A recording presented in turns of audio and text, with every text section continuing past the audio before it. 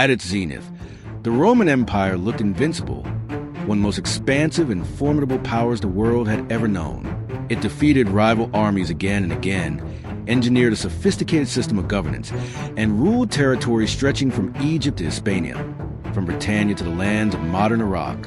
At its height, Rome appeared eternal. And yet today, it survives only in ruins and memory. So what truly brought Rome down? Was it crushed by a superior enemy? Destroyed by internal rivalries? Or did it simply become too vast to sustain? The reality is more complicated.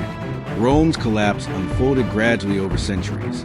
To understand why it fell, we must first examine how it rose. Because Rome did not begin as an empire, but as a republic with far more limited borders.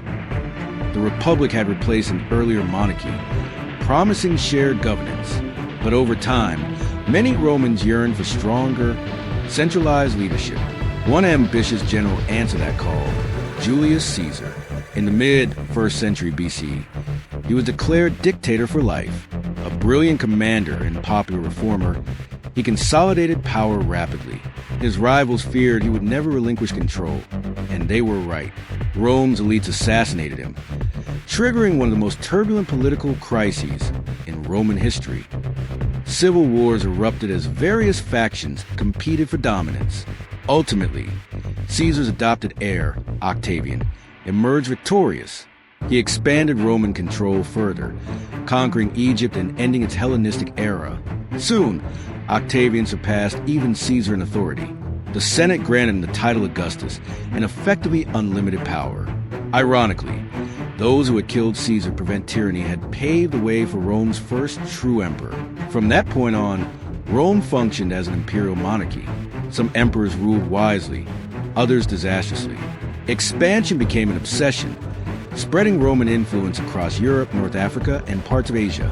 Italy remained the heart of the empire, but distant lands were organized into provinces, each overseen by governors with varying degrees of competence. The system allowed local autonomy, so long as taxes were paid and order maintained. For nearly 2 centuries, this arrangement produced remarkable stability known as the Pax Romana. But beneath the calm, tensions simmered. Religious divisions grew during the 1st century CE. Traditional Roman worship centered on a pantheon led by Jupiter, closely aligned with Greek mythology and Zeus. Temples, rituals, and dramatic myths defined this polytheistic culture. Then Christianity emerged, rooted in the teachings of Jesus of Nazareth and shaped by his crucifixion under Roman authority. Christianity developed from Judaism and initially faced suspicion and persecution. Although some legendary tales of mass executions lack firm historical proof, Roman authorities often viewed new religious movements as destabilizing. Yet belief systems are difficult to extinguish. Christianity remained small for decades, quietly spreading despite opposition. Rome's fortune shifted dramatically in 177 CE when Commodus became emperor at just 15. His erratic leadership and appetite for spectacle destabilized the capital.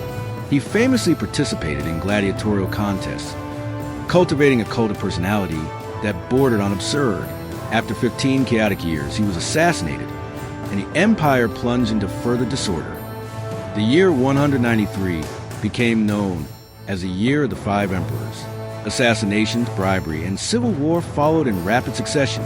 Political instability weakened Rome's authority, and provincial regions began asserting independence. The Gallic Empire broke away in the west. In the east, Queen Zenobia led the Palmyrene Empire, seizing key territories including Egypt. Rome faced one of the gravest crises in its history. Recovery came through strong military rulers. Aurelian reunified the empire, fortified Rome with defensive walls, and restored stability. Diocletian later restructured governance, creating regional administrations to better manage vast territories. Constantine the Great went further still, reforming the military, introducing a stable currency, and most significantly, embracing Christianity. His conversion transformed the religious landscape of the empire and accelerated Christianity's rise. Despite renewed strength, underlying weaknesses persisted.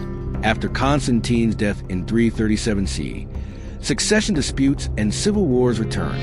Theodosius I briefly restored unity, but mounting pressures loomed beyond Rome's borders. The Huns, fierce nomadic warriors, advanced westward, displacing Gothic tribes who sought refuge within Roman lands. Poor management and corruption among Roman officials led to exploitation rather than integration of these migrants. Resentment turned into revolt. What began as a refugee crisis escalated into sustained conflict across the Balkans. Financial strain compounded the danger. Heavy taxation sparked rebellions, while religious intolerance deepened divisions. Upon Theodosius' death in 395 CE, the empire split permanently between his sons. Arcadius ruled the east and Honorius the west. The Eastern Roman Empire, later known as the Byzantine Empire, would endure for centuries. The Western Empire, however, was increasingly vulnerable. Attila the Hun and successive waves of invasions battered Roman territories. The once mighty army had diminished in discipline and cohesion, increasingly reliant on mercenaries with divided loyalties. Communication across vast lands was slow and inefficient. Leadership turnover remained frequent and often violent. Political intrigue within Rome weakened coordinated defense. Territory shrank steadily. By 476 CE, the Germanic leader Odoacer deposed the young emperor Romulus Augustulus rather than executing him. Odoacer exiled the boy and declared himself ruler of Italy. The Western Roman Empire had effectively ended. Yet Rome's legacy endured. The Roman Senate transferred imperial insignia to the Eastern Emperor, and while the Western government collapsed, one institution thrived: the Roman Catholic Church.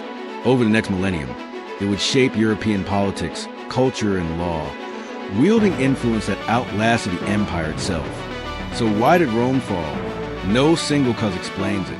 Military decline, economic strain, political instability, overexpansion, religious transformation, and migration crises all played crucial roles. Rome's army, once unmatched, became overstretched and increasingly dependent on foreign recruits. Governance of vast territories proved unwieldy. Emperors rose and fell in rapid succession, often victims of assassination. Perhaps the most critical failure lay in Rome's response to the Gothic migrations.